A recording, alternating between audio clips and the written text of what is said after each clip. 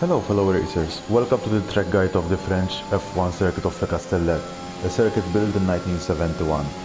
The 5.8 km clockwise circuit is one of those tracks in the Formula 1 history that was used back in 1970s and 1980s, but got replaced by the Manicourt. However, it was back in the calendar on 2018. The French track has 15 turns, 6 to the left and 9 to the right, with the best lap made by the ex-Ferrari driver Sebastian Vettel on the Ferrari back in 2019 with a 132.740. The circuit for Ricard's even distribution of high, medium and low speed corners is a key reason why it's one of the most used test circuits in the world, and also with the typically good weather is another factor as well. F1 drivers love the 290 km/h right-hander at Signy and the 5G joyride of the following Busseau band, while the circuit's 2018 return to the F1 calendar showed that the French Grand Prix track is a bit of an overtaking jam. The real Formula 1 showed us that the 1-2 stop strategy was the best call, with all sorts of tires being available within the mentioned strategy, mainly mediums and hards being the most preferred of them all. The same can be said for the F1 2021 game, where racers could go for a 1-2 stop race strategy call, depending on their preferred sets of tires and the aggressiveness of the track. It may also be noted that the last winner of the French soil was Max Verstappen on the Red Bull after a remarkable second stop strategy call. So we're going to explain in a little bit more detail with regards to the French Grand Prix. It is a very wise track, so a lot of improvement can be made and a lot of time can be won if you really take the corners very efficiently, with the right speed, with the right gear, with the right traction, with the right attitude as well. It's so easy to make mistakes and to get the car spun out as well, because there are certain curbs which are a no-go when it comes to touching specific curbs. However, it is a very enjoyable track when it comes to doing time trial, and I believe that with regards to online races, the French Grand Prix is usually one of the least that causes a safety car. However, one needs to be very cautious when it comes to the tire strategy. A tire strategy call can really make or break your race, because following another car with a DRS can really help you out in terms of keeping up with the faster drivers as well. So let's get on with it. We're taking a very wide turn in order to get the most top speed before we start the lap. In fact, we're taking the longest distance possible. And going into turn 1, we're taking the widest line possible. We're keeping at the most right parts of the track, and by around the 50-meter mark we will be downshifting into gear 5 and we will be attacking the first corner, literally almost mounting the whole curb without invalidating the lap, in order to not to compromise ourselves for the second corner. And the second corner is that kind of corner that if you mount the curb, you will spin the car. So you will need to find a risk versus return type of approach when it comes to approaching the second corner. What we need to do is that we take the first corner to the most inside as possible, so that we have enough room in order to not to mount the second corner curb, but just to kiss the curb in order to rotate the car as efficient as possible. So downshifting into gear 5, taking the inside line, getting that very good speed, and there we have it, the first two corners done and dusted.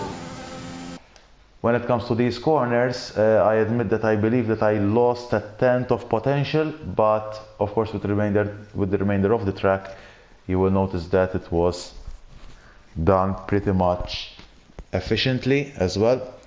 But what we're going to do here is basically we're going to downshift into gear 5 going into turn 3. We're taking the most inside line, taking that little bit of throttle, and then downshifting again into gear 3, taking the most inside line without invalidating the lap. And it seems that it's so easy to make it without spinning out here, because the track is so wide. And that would be it when it comes to the sequence of turns 3 and 4.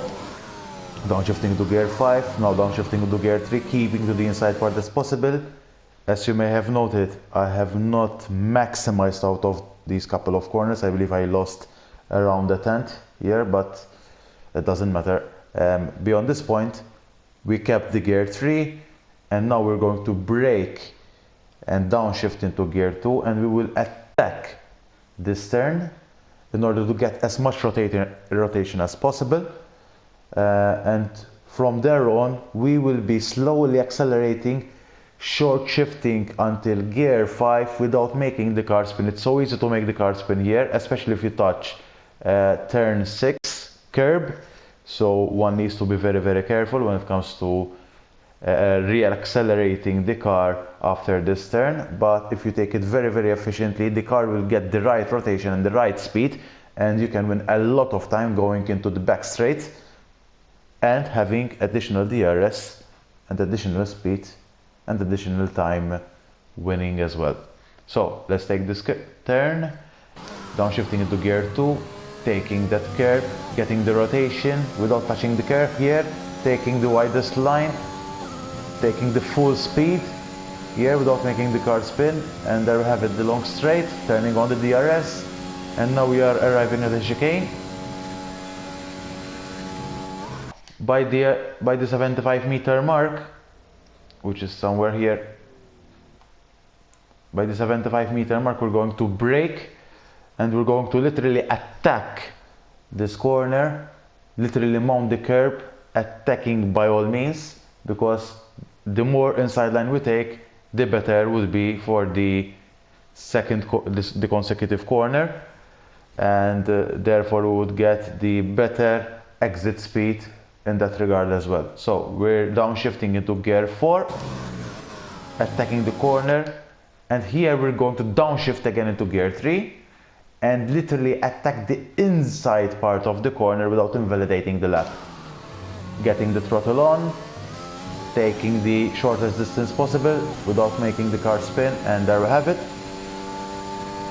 Now we're going to do Beausset, taking the shortest route possible without invalidating the lap, and now we are at this point. At this point, in a few meters time, we're going to downshift into gear 5, and we just need to get the very good flow out of the corner, because you can rotate a lot the car if you accelerate a little bit early, but you need to be very, very cautious in order to not to overdo it, because you might spin the car as well. So there's again a risk and return kind of thing. All you need to do is that you don't need to overdo it, but you can win a lot of time if you accelerate earlier than anticipated, even if you have the racing line, even when the racing line is still showing you a yellow shape.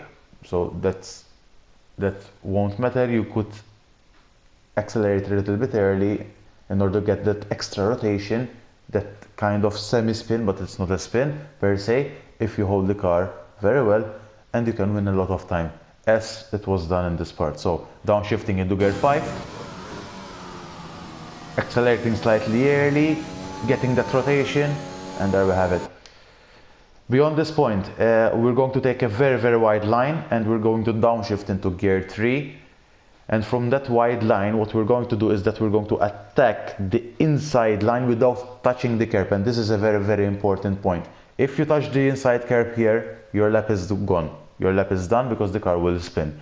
So we will take the most wide line, attack the inside line, the most inside line possible without touching the curb, by downshifting into gear 3, short shifting into gear 4, and then getting the full throttle.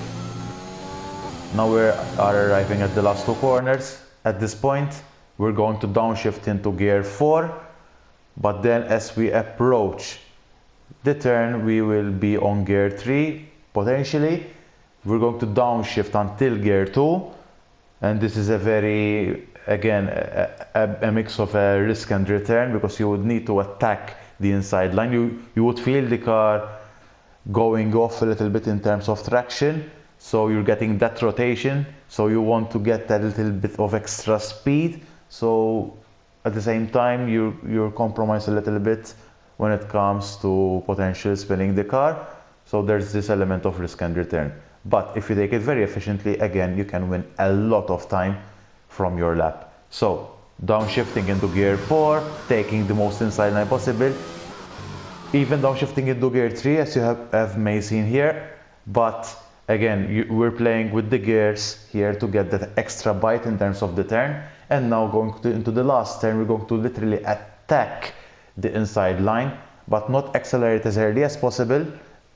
Beyond the curb is the point that we can start accelerating again, because if you start accelerating on the curb, you would cause the car to over rev and spin. So beyond this point, short shifting into gear 3 and then attack the line, taking the shortest route possible to the finish line.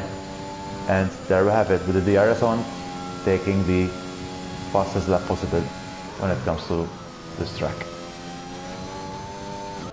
So there we have it, Le Castellet, Paul Ricard, the French circuit, the track guide. I hope you have enjoyed it, and let me know if you have any queries with regards to the hot lap, the approach of the hot lap of the track, and I'll see you on track, guys. Take care.